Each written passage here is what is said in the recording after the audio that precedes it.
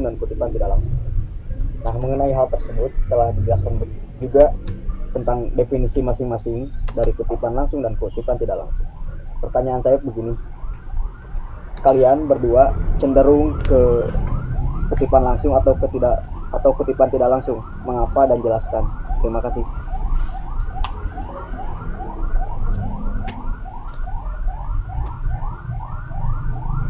Ini ditanya selera ya. Jadi jawabannya nggak bisa diwakili nih, harus dijawab Jaki juga, dijawab juga sama Syara. Ya. Kalau saya mungkin lebih ke kutipan tidak langsung, karena kutipan tidak langsung kan bisa menggunakan bahasa sendiri. Jadi walaupun dari pendapat seorang ahli atau informasi dari karya orang lain, tapi kita bisa kembangin dengan bahasa sendiri. Karena kalau misalnya terlalu kaku dari hanya dari pandangan orang lain, itu kalau saya sih nggak, kurang gitu. Itu kalau buat saya. Kalau buat Adnan? Kalau dari saya lebih cenderung ke kutipan langsung ya. Soalnya untuk mengurangi kecerobohan penulisan yang nantinya akan merubah makna dan tujuan dari kutipan tersebut, mengurangi risiko perubahan makna gitu. Terima kasih. Ya, baik, terima kasih. Oke, sudah terjawab ya. Boleh selanjutnya Irgi Fazri Fahrezi. Oke, suara saya terdengar? Ya, terdengar itu. Ya, saya Irgi Fazri Fahrezi, absen 14, ingin bertanya soal plagiarisme. Tadi definisinya mungkin garis besarnya plagiarisme itu menjiplak karya orang lain. Nah, yang ingin saya tanyakan, apabila seorang penulis mengambil sebuah gagasan dari hasil karyanya sendiri yang sebelumnya telah diterbitkan gitu. Nah, apakah itu disebut plagiarisme juga? Terima kasih.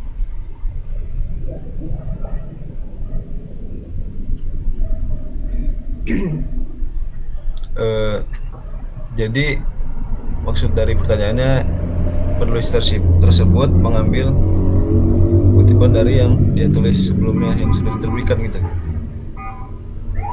Iya, betul. Oh, jadi untuk pengutipan dan plagiarisme ini itu di ruang lingkup jadi penulis yang orang yang mengambil kutipan dari penulis gitu. Kalau dari penulisnya sendiri itu menuliskan apa yang sudah dia tuliskan sebelumnya yang sudah diterbitkan oleh suatu penerbit, saya kira tidak ada masalah menurut saya. Soalnya hak cipta itu ya ada di tangan dia.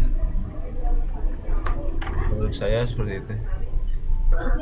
Maaf, Zaki, boleh ditambahkan? Ya. Ya, mau menginterupsi kalau misalnya ada jenis plagiarisme yang mengambil dari tulisannya terdahulu, namanya self plagiarisme. Self plagiarisme itu penulis menggunakan sebagian kata atau kalimatnya dari tulisan terdahulu tanpa referensi. Jadi tetap masuk plagiarisme. Terima kasih. Oke, terima kasih Rizky Maulana. Mohon maaf sebelumnya.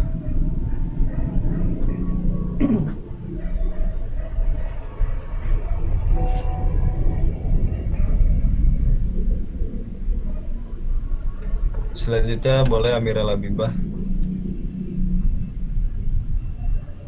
Baik, terima kasih. Nama saya Amira Labibah, absen nomor 5.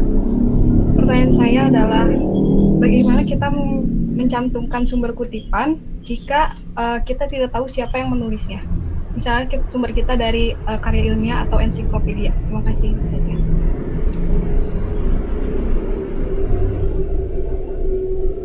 Oh maaf, Amira apa tadi? Kurang jelas suaranya. Oh ya, maaf. Jadi bagaimana kita menulis sumber kutipan jika kita tidak tahu siapa penulisnya? Kita ambil dari ensiklopedia, seperti kita ambil dari ensiklopedia atau artikel atau karya tulis. Terima kasih. Tapi kita tidak tahu siapa penulisnya. Bentar ya, ditahan dulu pertanyaannya bentar.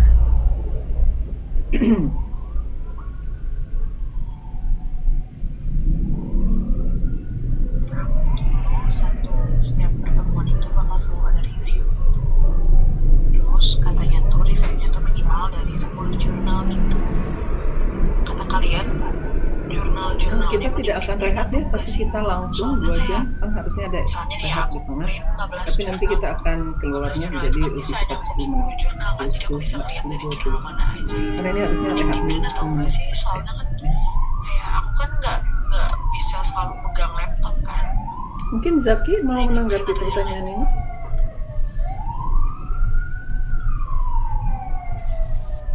Bagaimana mencantumkan sumber kutipan kalau tidak jelas atau katakanlah tidak ada namanya gitu ya, Amira ya?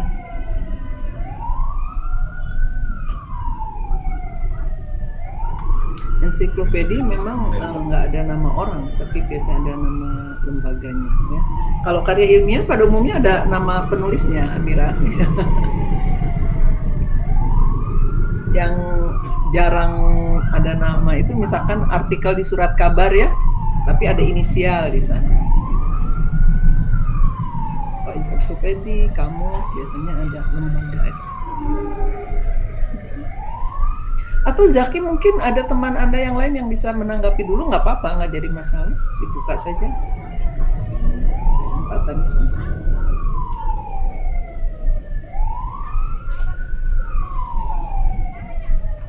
Ya boleh ditampung dulu aja pertanyaannya.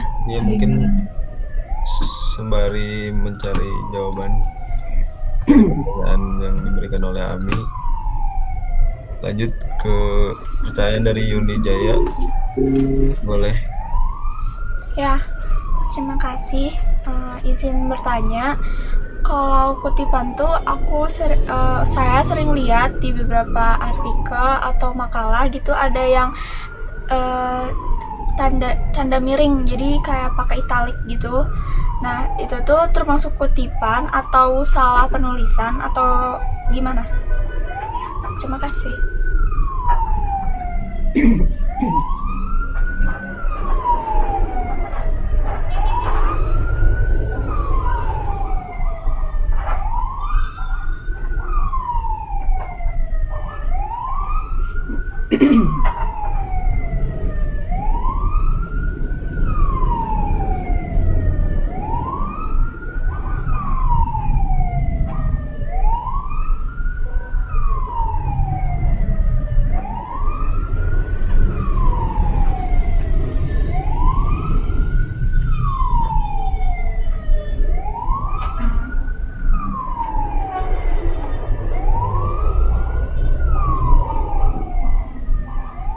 Untuk yang Amira tadi, kalau misalnya nggak ada pengarangnya, mungkin ditulis judulnya, terus dalam kurung tahun dan halaman. Mohon koreksinya Bu. Ya, nanti nanti koreksinya.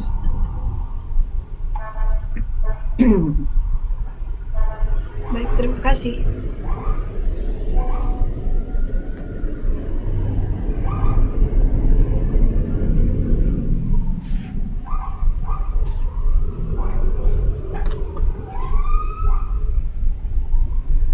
Ada satu orang lagi yang mau bertanya ya?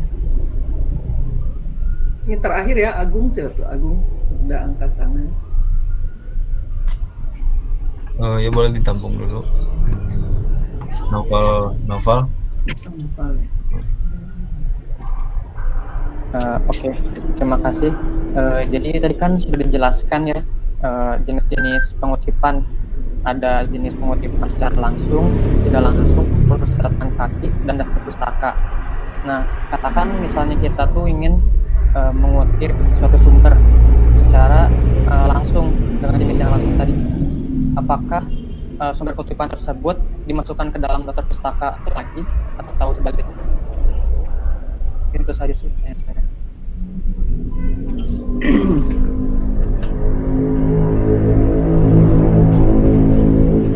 Maaf, gimana tadi pertanyaannya? Dimasukin ke dalam daftar pustaka? Ya, Maaf jadi ya, kan belum jelas. misalnya nih kita menulisnya itu dengan cara pengutipan langsung, berarti kan itu pakai tanda kurung tuh kan di dalam teksnya. Apakah si sumber itu tuh dimasukin lagi ke daftar pustaka atau enggak? Atau tidak, atau gimana? Kalau misalnya dalam suatu teks kita udah masukin dalam kutipan langsung dan sudah ditulis penjelasan siapa pengarang, halaman dan judul, sepertinya tidak perlu dimasukkan di dalam daftar pusaka. Atau mungkin, bentar.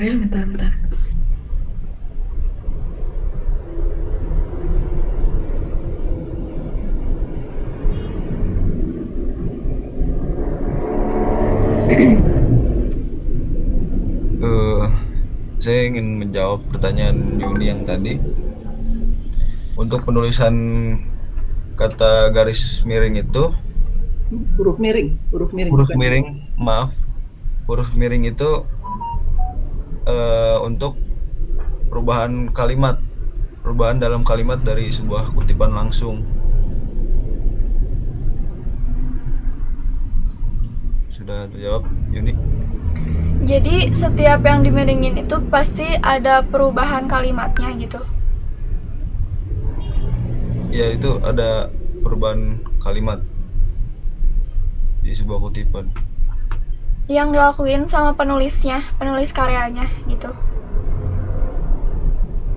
Iya, dari penulis yang mengambil kutipan. Oh ya, jelas. Terima kasih Adnan. Ya. Selain itu boleh Halimah. Udah nanti.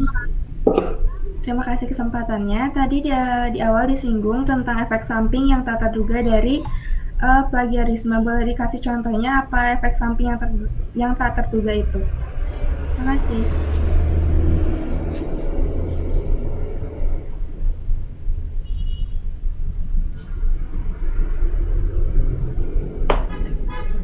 Dampak ya.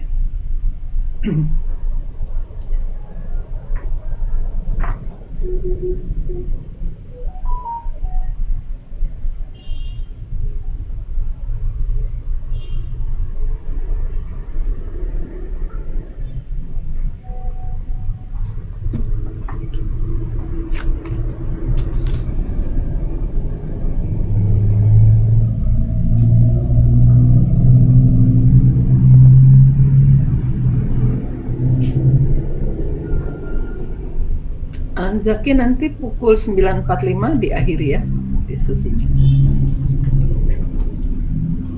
Baik.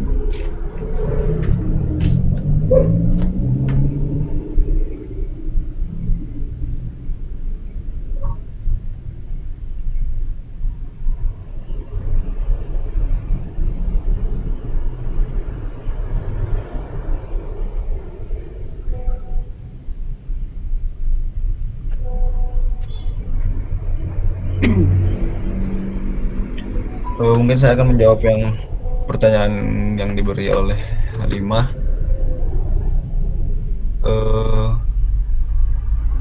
Yang tidak terduga itu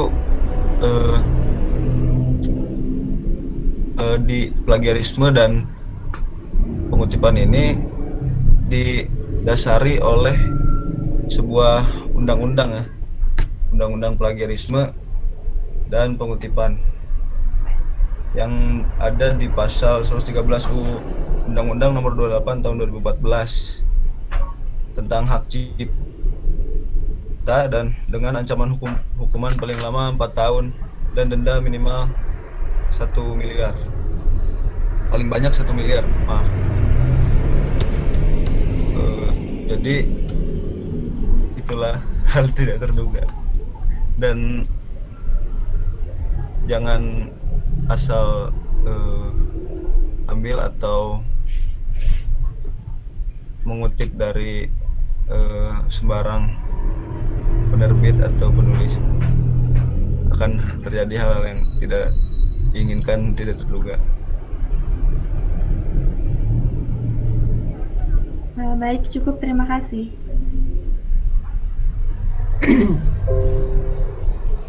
Selanjutnya boleh pertanyaan terakhir mungkin Deoni untuk Widya dan Muhammad Agung. Nah. Oke, terima kasih. Tapi sebelumnya maaf, saya mematikan kamera agar suara saya tetap jelas. Perkenalkan, nama saya Deoni, absen 8. Pertanyaan ini saya ajukan pada Syara yang telah menjelaskan tentang jenis-jenis pengutipan. Mengenai plagiarisme, apakah plagiarisme juga memiliki jenis-jenisnya? Dan jika ada, bolehkah dijelaskan secara singkat? Terima kasih. Yang sudah saya baca, menurut Sulistyo tahun 2011, tipe plagiarisme itu ada 4. Yang pertama, plagiarisme kata demi kata tanpa menyebutkan sumbernya. Terus yang kedua, plagiarisme atas sumber menggunakan gagasan orang lain tanpa memberikan pengakuan yang cukup dan tanpa menyebutkan sumber yang jelas. Terus yang ketiga, plagiarisme kepengarangan atau mengakui sebagai pengarang dari karya tulis orang lain. Dan yang terakhir, yang tadi self plagiaris, termasuk dalam tipe yang mempublikasikan suatu artikel lebih dari satu redaksi publikasi. Jadi kayak mendaur ulang karya tulis atau karya ilmiah dari karyanya sendiri. Gitu. Terima kasih, Syara. Baik, mungkin segitu dulu dari tanya jawab antar teman-teman karena waktunya sudah menunjukkan 9.45. Jadi saya dan Zaki akan menutup. Assalamualaikum warahmatullahi wabarakatuh. Sebelumnya saya meminta maaf sebesar-besarnya untuk teman-teman dan Ibu dan mata kuliah bahasa Indonesia Ibu Sri Nur Yuliwati.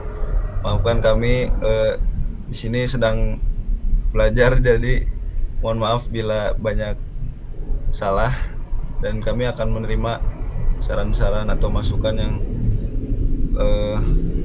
kesalahan yang kami perbuat. Kesalahan hanya ada dari diri dalam manusia, kebenaran hanya ada dalam sifat Tuhan. Terima kasih. Assalamualaikum warahmatullahi wabarakatuh. Pamit undur diri. Waalaikumsalam warahmatullahi wabarakatuh. Kita berikan tepuk tangan. Selamat ya. Terima kasih untuk semua ya. Ini yang merespon sampai 10 orang, kemudian yang tambahan 1 lagi ya, masukan dari Rizky. Ini luar biasa, dalam waktu yang singkat Anda bisa mengajukan berbagai masalah ya, hampir 10 masalah. Kemudian juga apa yang disampaikan Sarah dan Zaki sudah cukup lengkap, hanya ada kurang 1, yaitu sumber kutipan tidak terungkap ya. Kemudian juga tadi teknik dan sebagainya terungkap. Nah, kemudian jenis plagiarisme untung ditanyakan oleh Deoni ya. Tadi jenisnya juga kurang. Jadi informasinya lengkap, barangkali tinggal sistematikanya ya, bagaimana menyampaikan dengan baik apa yang Anda dapatkan. Ini kan tentu informasinya tidak dari satu sumber ya, Syara maupun Zaki, tentu akan dari berbagai sumber. Nah, disinilah kecermatan kita untuk menyusunnya, bagaimana caranya supaya orang lebih mudah memahami gitu ya. Kemudian juga tadi teknik yang baik ya di awal, bagaimana Anda bisa merespon teman-teman untuk mengacukan Anda ya, memperhatikan Anda begitu dengan satu teknik bertanya ya, siapa yang sudah memahami plagiarisme dan sebagainya. Itu adalah satu teknik supaya orang mau memperhatikan Anda. Dan tadi kita dapatkan berbagai informasi, ada yang mengatakan pencurian, ada yang mengatakan peminjaman dan sebagainya ya. Intinya disampaikan walaupun tidak lengkap ya, karena tidak diminta satu-satu gitu. Jadi Anda langsung spontanitas mengemukakan ya, etika di dalam kita berdiskusi resmi. Ini diskusi resmi ya, diskusi formal begitu. Seharusnya ketika Anda punya pendapat, Anda menunggu giliran untuk ditanya. Jadi tidak langsung respon, kan mau mendengar ini yang siapa nih diungkapkan. Ada yang mengatakan tadi pencurian, ada yang mengatakan pinjaman, ada yang mengatakan pengambilan. Saya sendiri bingung jadinya ya pendapat siapa itu. Jadi nanti kalau misalkan mau bertanya atau mau memberikan jawaban, Anda nunggu diberi kesempatan. Nah, disinilah kecermatan juga seorang pemandu diskusi untuk melihat ya siapa yang Anda persilakan bicara. Ya, Anda tadi sudah memahami betul bahwa plagiarisme itu bisa diartikan sebagai pencurian, peminjaman, pengambilan dan sebagainya. Bahkan Profesor Suyitno mengatakan lebih keras lagi bahwa plagiarisme adalah perampokan intelektual, katanya dikatakan begitu ya. Kalau kita dengar kan kata curi, minjam, ngambil, merampok itu kan lebih nilai rasanya lebih keras adalah merampok ya. Jadi Suyitno mengatakan perampokan intelektual. Ya, apa ciri dari terjadinya perampokan intelektual? Dia mengakui karya orang lain sebagai miliknya. Plagiarisme tidak hanya terjadi pada masalah tulisan, tapi juga dalam karya-karya lain. Tadi Zaki mengatakan bahwa plagiarisme itu sudah ada ketika mulai terciptanya seni, ya, dan penelitian dilakukan oleh orang lain, maka disitulah muncul plagiarisme. Tapi seiring dengan teknologi, mungkin kalau zaman dulu plagiarismenya tidak terungkap ya, tidak termasyarakatkan begitu ya. Nah sekarang dengan kemajuan teknologi, plagiarisme ini luar biasa begitu ya terjadinya. Zaman saya juga mahasiswa-mahasiswa ketika membuat tulisan ilmiah dan sebagainya, untuk melakukan plagiarisme itu sangat kecil. Karena memang tidak ada sarana memudahkan. Sekarang dengan ada aplikasi copy paste itu memudahkan sekali orang melakukan plagiarisme ya. Banyak sekali tulisan-tulisan yang kalau saya nilai itu sering saya tuliskan gini, kalau saya koreksi itu ya, clipping copy paste saya berikan gitu. Kata makalahnya saya coret gitu. Dia membuat makalah tapi isinya adalah hasil copy paste ya. Karena Anda bisa lakukan 10 sumber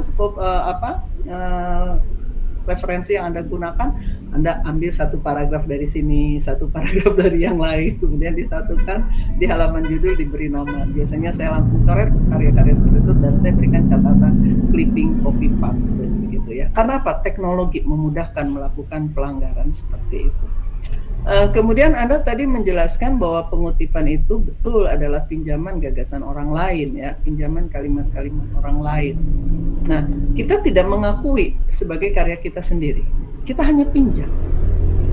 Untuk menunjukkan itu meminjam, maka kita gunakan, kita terapkan teknik pengutipan. Mulai dari prinsipnya, mulai dari cara mengetiknya, mulai penunjukan sumber dan sebagainya. Ya, nah itu kan yang dijelaskan oleh kelompoknya Zaki dengan syarat. Pertanyaan saya adalah, apa relevansi antara pengutipan dan plagiarisme? Apa sih hubungan antara plagiarisme dengan pengutipan? Silakan, ada yang mau jawab? Anda sudah paham plagiarisme adalah ini, pengutipan adalah ini. Oh gitu hubungannya apa sih? Gitu. Ya.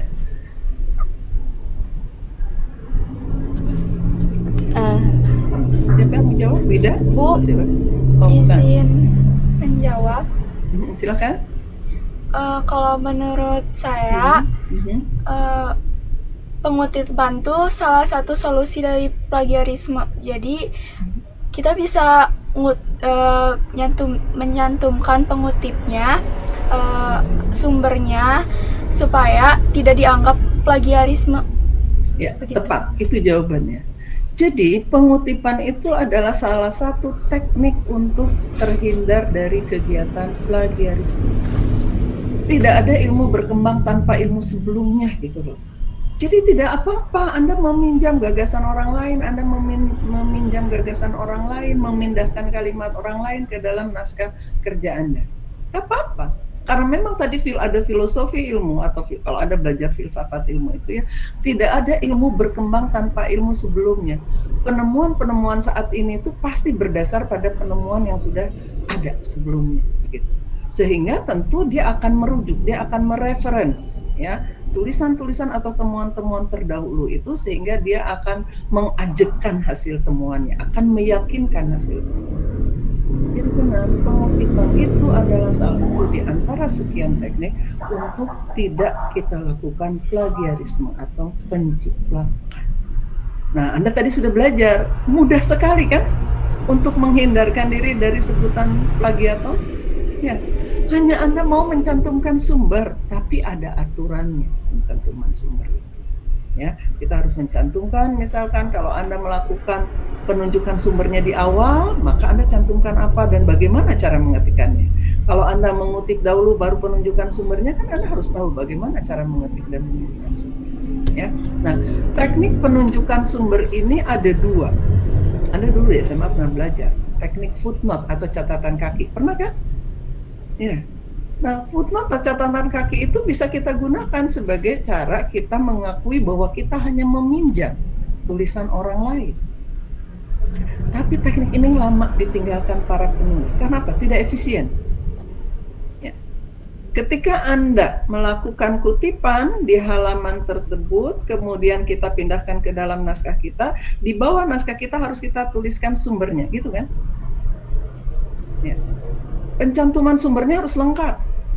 Mulai dari siapa nama pengarang buku atau sumber tersebut, judulnya, penerbitnya, kotanya, tahun, dan kalau perlu halamannya. Tapi bukan berarti di daftar pustaka tidak perlu ditulis lagi. Jadi tadi secara jawabannya kurang tepat. Ada relevansi sangat erat, hubungan sangat erat antara kutipan dengan daftar pustaka. Kutipan menunjukkan kita sumbernya, lengkapnya kita harus lihat dari daftar pustaka. Karena daftar pustaka adalah pertanggungjawaban kita sudah menggunakan referensi tersebut baik sebagai sumber data maupun pendukung dalam penulisan kita. Maka bukan berarti kalau kita sudah mencantumkan sumber kutipan di dalam halaman yang ada kutipannya, kita tidak perlu mencantumkan di daftar pustaka. Harus. Bahkan teknik penunjukan sumber itu kan kaitannya dengan daftar pustaka. Ya. Nah, jadi di dalam footnote itu kita atau catatan kaki tuliskan lengkap, kemudian di daftar pustaka juga harus ditulis lengkap pula. Itu satu di antara sekian banyak fungsi catatan kaki bisa untuk menunjukkan sumber kutipan. Artinya kita sudah mengakui bahwa gagasan tadi, kalimat tadi bukan milik kita, tapi milik orang yang tertulis di dalam catatan kaki.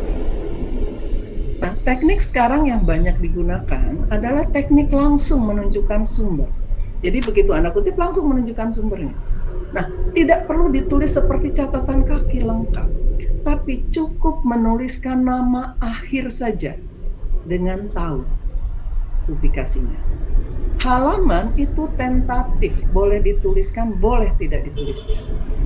Jadi kalau misalkan Anda menggunakan buku saya, Sri Nur Yuliawati, nah Anda cukup menuliskan hanya Yuliawati. Kemudian lihat tahun terbitnya, 2019. Gitu. Kalau mau Anda tuliskan halaman, silahkan berikan halamannya, halaman berapa. Hanya itu saja. Nah, gimana pembaca sekarang tahu sumber lengkapnya? Mungkin ini akan dijadikan misalkan oleh pembaca sumber kutipan lagi, atau oleh pembaca ini ada keingintahuan penjelasan dari sumber ini. Nah, maka merujuk ke dalam daftar pustaka. Jadi mengapa cukup dituliskan nama akhir? Karena penulisan daftar pustaka format apapun, Anda gunakan MLA, APA, Vancouver dan sebagainya, di dalam daftar pustaka nama itu tulisannya dibalik. Dalam daftar pustaka akan tertera Yuliawati, Sri Nur. Jadi ketika Yuliawati 2018, oh ini nih bukunya, ini penerbitnya dan sebagainya. Itu informasi lengkap ada di daftar pustaka. Ya, nah jadi hubungan antara daftar pustaka dengan pengutipan itu tidak bisa dilepaskan, sangat erat. Kalaupun Anda menggunakan teknik catatan kaki, tetap daftar pustaka ada. Makanya ini saya katakan tadi tidak efisien. Ketika Anda menggunakan cara langsung penunjukan sumber, jelas harus ada di dalam daftar pustaka. Ya, nah itu untuk mengatasi kita dari plagiarisme dengan mencantumkan bahwa kita memang hanya meminjam, bukan merampok, bukan mengambil, bukan mengakui karya orang lain, ya, dengan cara penunjukan sumber. Nah, kemudian tadi sumber kutipan lisan tidak terjelaskan ya, Jaki dan Syara. Ya, hanya langsung Anda pada jenis ya. Kalau Anda lihat di buku di bab 10 saya mulai dari definisi, kemudian saya mulai dari sumber kutipan baru ke jenisnya. Kelas ini kok membeli bukunya hanya berapa orang? Unit 13 ya. Kemudian lebih banyak yang bidik misi lagi yang belinya ya.